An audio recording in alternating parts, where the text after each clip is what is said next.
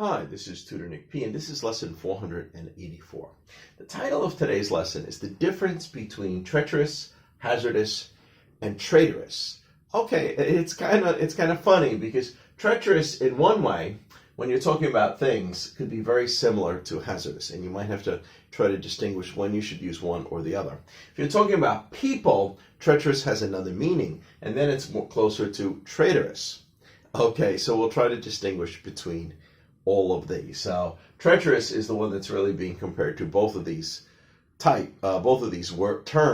in different situations. All right, let's look at the definitions first. And I underlined some spots in red that might help. They might be some key points.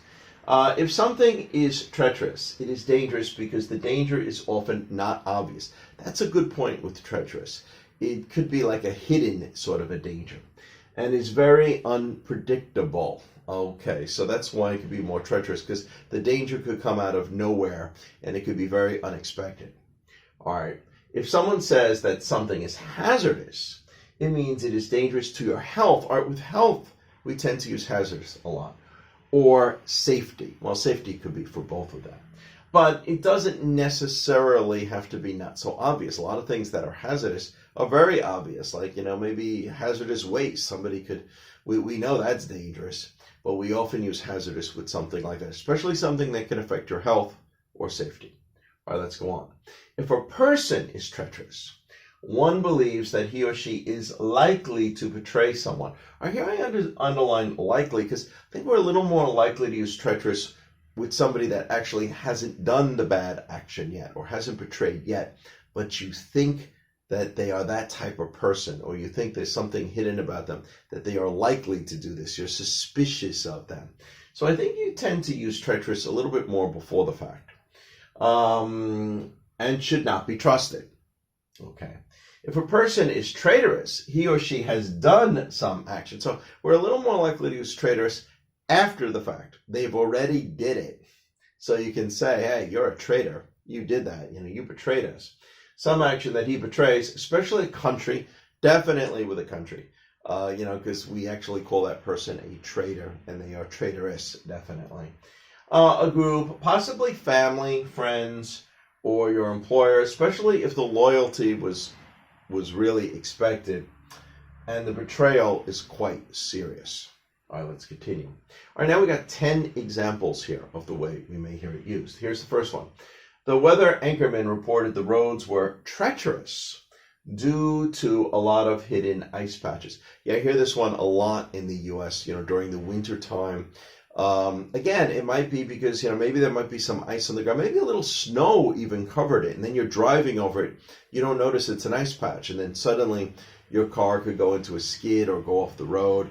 This is what we mean by treacherous. So the ice, sometimes it's not so easy to see the ice, there's black ice. Those roads are treacherous. So we hear that a lot on the weather station. They don't say the roads are hazardous, they say they're treacherous in this sort of sense. Hidden dangers.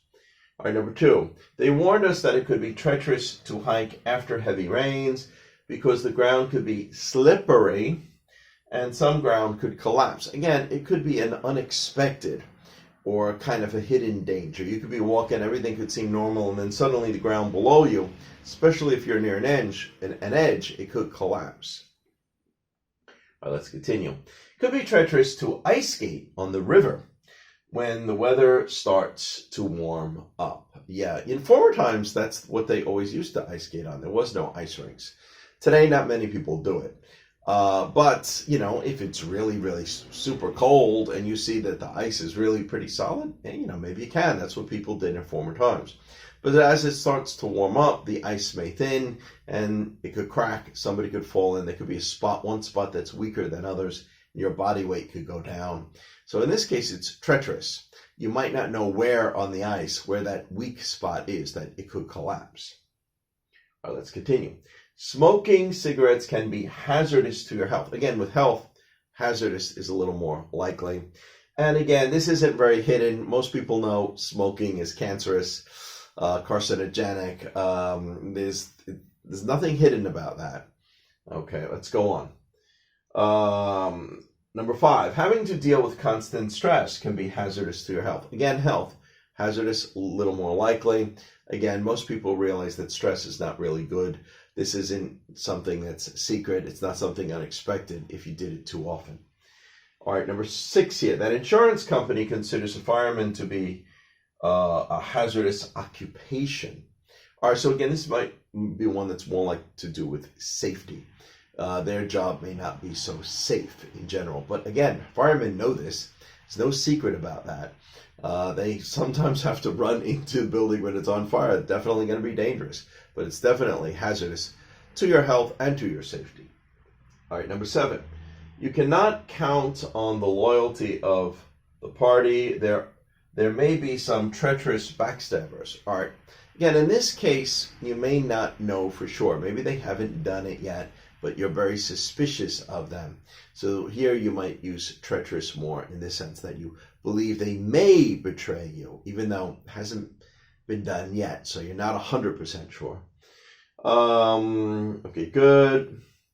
You cannot trust him. He has treacherous intentions. Well, his plan. So again, this is another one where you're suspicious of them, but they may not have done it yet. When they may not have done it yet, I think, again, treacherous is a little bit more before the fact, and traitorous is more like after the fact. Well, you did it. Yeah, you're definitely a traitor. What he did constitutes traitorous actions. Yes, so he already did it, and you think that's very much being a traitor. Okay.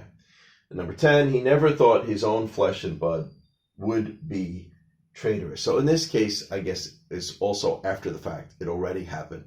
So traitorous would be a little more likely in that sort of situation. Okay, anyway, I hope you got it. I hope it's clear.